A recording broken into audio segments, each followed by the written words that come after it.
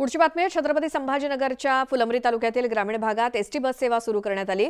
बिल्डा, चिंचोली, विटेकरवाडी आणि मुर्शदवाडी या गावातील विद्यार्थ्यांना शाळेत जाण्यासाठी कसरत करावी लागत होती आणि या संदर्भातली बातमी न्यूज 18 लोकमतने दाखवल्यानंतर प्रशासनाने याची गंभीर दखल घेतली आहे। त्यामुळे स्वातंत्र्यानंतर पहिल्यांदाच या भागात एसटी बस सेवा सुरू झाली आहे। याचा आढावा घेतला आमचे प्रतिनिधी अविनाश कानडजे यांनी। या एसटीच्या सीटवर बसण्याचा आनंद आज वेगळा आहे, कारण स्वातंत्र्य मिळाल्याच्या नंतर पहिल्यांदा या गावात बस आलीत आणि तीही शाळेच्या विद्यार्थ्यांसाठी। विद्यार्थ्यांची आतोनात शाळेत जाण्यासाठी दैन होत होती किंवा त्यांना अनेक अडचणीचा सामना करावा लागत होता, असं वृत्त आपण काही महिन्यांअगोदर दाखवलं होतं। मात्र आता त्याच विद्यार्थ्यांना स्पेशल शाळेत जाण्यासाठी बस मिळाली। त्यांच्या चेहऱ्यावर त्याचा आनंद आपल्याला या ठिकाणी दिसून येतोय।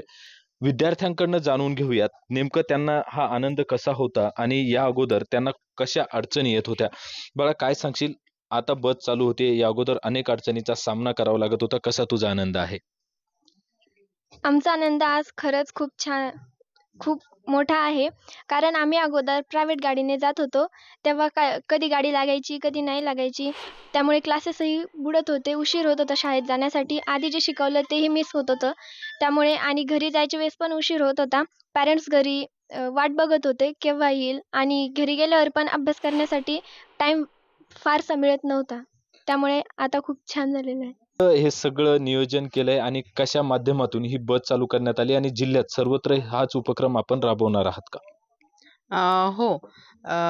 व्यवस्थापकीय संचालक श्री माधव कुचेकर साहेबांनी आता या योजनेचा म्हणजे या पद्धतीने सर्व जे दुर्गम भागातील विद्यार्थी आहे त्यांच्यासाठी शाळेकडे अप्रोच प्रत्येक आगार व्यवस्थापक, विभाग नियंत्रक यांनी शाळेकडे अप्रोच होऊन मुलांना ही सेवा द्यावी असं एक परिपत्रकच काढलेलं आहे आता।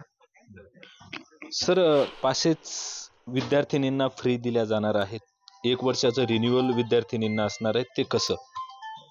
त्याच्यामध्ये जे काही शाळेमध्ये आपण अहिल्याबाई होळकर पास देणार आहोत ते पास 6 महिन्याचे आहेत आणि जे बाकी विद्यार्थी पेड पास आहेत ते दर महिन्याचे आहेत। त्याच्यासाठी आपण शाळेमध्ये आपला वाहतूक नियंत्रक पाठवून त्याच्यामार्फतच सर्व पास हे रिन्यू केले जाणार आहेत। त्यासाठी विद्यार्थ्यांना कुठे पायपीट करून किंवा महामंडळाच्या कोणत्याही बस स्टँडवर जाऊन पास रिन्यू करायची गरज पडणार नाही। अविनाश कानडजे, न्यूज 18 लोकमत, छत्रपती संभाजीनगर।